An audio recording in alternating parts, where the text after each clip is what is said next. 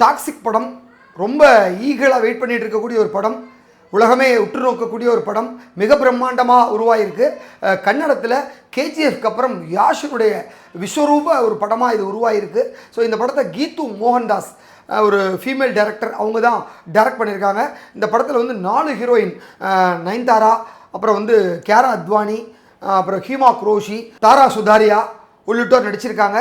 So இந்த படத்தை வந்து கேவிஎன் மீடியா அவங்க தான் தயாரிச்சிருக்காங்க. தமிழில் இப்போ ஜனநாயகன் படத்தை தயாரித்த அந்த நிறுவனம் தான் மிகப்பெரிய பொருட்செலவில் இந்த படத்தை தயாரிச்சிருக்காங்க. ஸோ இந்த படம் வந்து யாஷுக்கு வந்து ஒரு மிக பிரம்மாண்ட படம்னே சொல்லலாம்.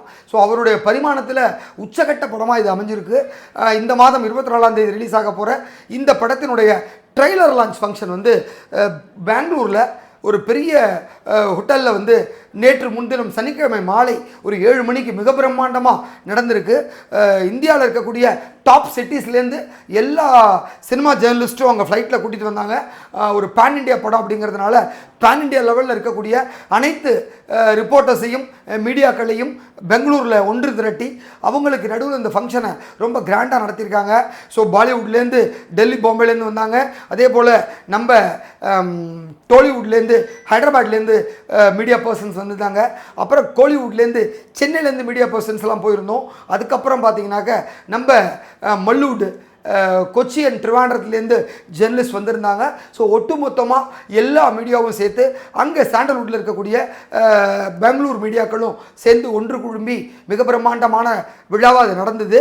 ஸோ விழாவில் பார்த்தீங்கன்னா அத்திப்பூத்த மாதிரி நம்ம லேடி சூப்பர் ஸ்டார் நயன்தாரா ஒரு ரெட் கலர் சாரியில் வந்து சும்மா ஸ்லீவ்லெஸ் ஒரு ப்ளவுஸ் போட்டு வந்து ரொம்ப அழகாக கலந்துக்கிட்டாங்க நிகழ்ச்சியில்.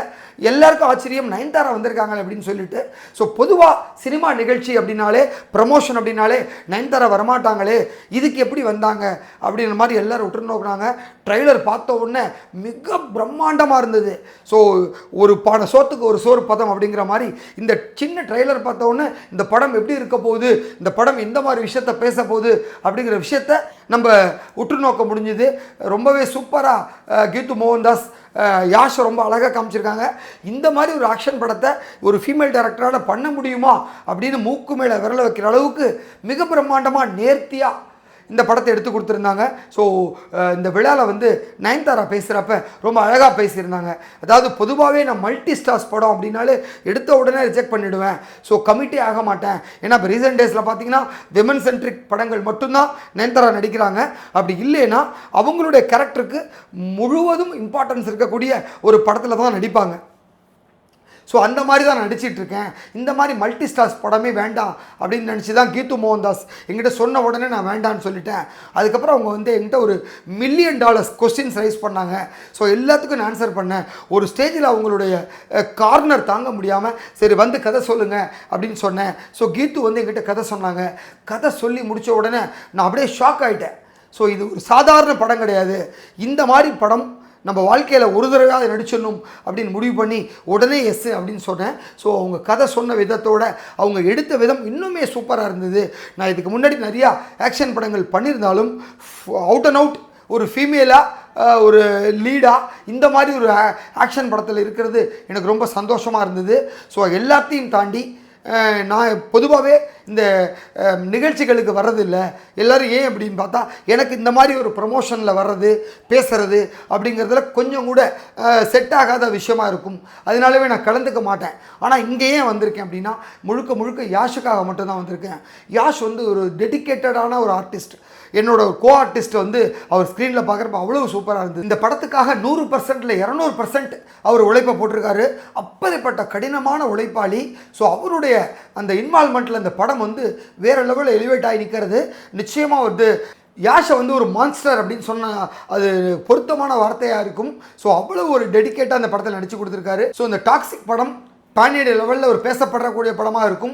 யாஷினுடைய கேரியரில் ரொம்ப முக்கியமான படமாகவும் அவருக்கு ஒரு பெருமை சேர்க்கிற படமாகவும் இருக்கும். ஸோ இந்த படம் வேர்ல்டு வைடு இம்மாத இறுதியில் 24ஆம் தேதி ரிலீஸ் ஆகுது. ஸோ தியேட்டரில் ஒரு மிகப்பெரிய எக்ஸ்பீரியன்ஸாக இருக்கும். ஸோ டாக்ஸிக் படம் லைஃப்பில் வந்து எல்லோரும் தியேட்டர் எக்ஸ்பீரியன்ஸ் பண்ண வேண்டிய ஒரு படமாக நிச்சயமாக இருக்கும் அப்படிங்கிறத நான் ஆணித்தரமாக சொல்லிக்கிறேன். ஸோ என் கூட நடித்த கேரா அத்வானி ஆகட்டும், அப்புறம் கீமா குரோஷி ஆகட்டும், சுதா தாராவாக இருக்கட்டும், எல்லாருமே அவங்கவுங்க இன்வால்மெண்ட்டை ஃபுல்லாக போட்டிருக்காங்க. ஸோ நாங்கள் 4 பேருமே படத்தில் ரொம்ப சூப்பராக நடிச்சிருக்கோம். இந்த படம் எங்கள் எல்லாருக்குமே ஒரு நல்ல பேரை வாங்கி கொடுக்கும் அப்படின்னு நினைக்கிறேன். அப்படிங்கிற மாதிரியான ஒரு விஷயத்தை நயன்தாரா அந்த விழாவில் கன்வே பண்ணாங்க. ஸோ நயன்தாராவோட அந்த பேச்சு இன்றைக்கி சோஷியல் மீடியாவில் அவ்வளவு ஒரு வைரலாக போயிருக்கு. நேற்றைய தினம் அடுத்தடுத்த இனிவரும் காலங்கள்லையாவது நயன்தாரா எல்லா நிகழ்ச்சியிலும் கலந்துக்கிட்டு இந்த போல் ஒரு அவங்களுடைய உண்மையான அந்த இன்வால்மெண்ட்டோடு இருக்கக்கூடிய ஸ்பீச்சை கொடுக்கணும் அப்படின்னு பல ரசிகர்கள் விருப்பப்படுறாங்க. ஸோ இனி நயன்தாராவினுடைய வருகை தொடரணும் அப்படின்னு எதிர்பார்க்கலாம். நன்றி.